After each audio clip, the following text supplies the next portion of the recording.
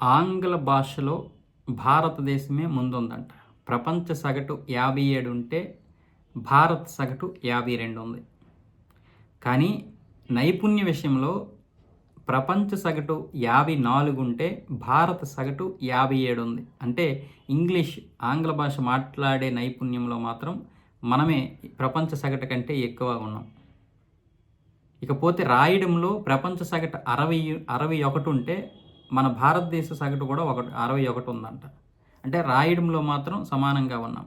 దీనివల్ల దాదాపు 7,50,000 మంది భారతీయుల్ని ఈ యొక్క దీంట్లో పరీక్షిస్తే ఈ విషయాలు తెలిసాయి. దీనివల్ల ఏమవుతుందంటే ప్రపంచ దేశాల్లో ఆంగ్ల భాషలో గనక నైపుణ్యం ఉంటే ఉద్యోగాలు వచ్చే అవకాశాలు ఎక్కువ ఉంటాయి. కాకపోతే ఇక్కడ దౌర్భాగ్యమైనటువంటి పరిస్థితి ఏంటంటే మాతృభాషని మరిచిపోయి మిగతా భాషలనైతే మనం నేర్చుకుంటున్నాం. ముఖ్యంగా ఆంగ్ల భాష అనేది ఒక భాష.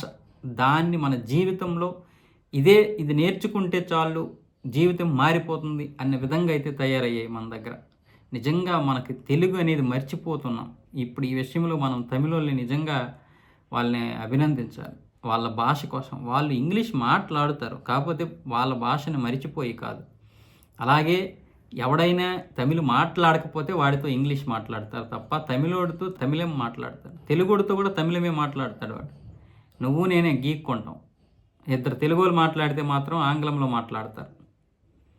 ఈ విధంగా ఆంగ్ల భాషలో నైపుణ్యం ఉన్నందుకు సంతోషించాలో, మాతృభాషను వదిలేస్తున్నందుకు బాధపడాలి అర్థం కాలేదు. మనమే కాదు, అందరూ కూడా ఒక తమిళోళ్ళు తప్ప ప్రతి ఒక్కరూ ఆంగ్ల భాష నేర్చుకుంటూ మన భాషని మర్చిపోతున్నాం, మన మాతృభాషల్ని మర్చిపోతున్నాం.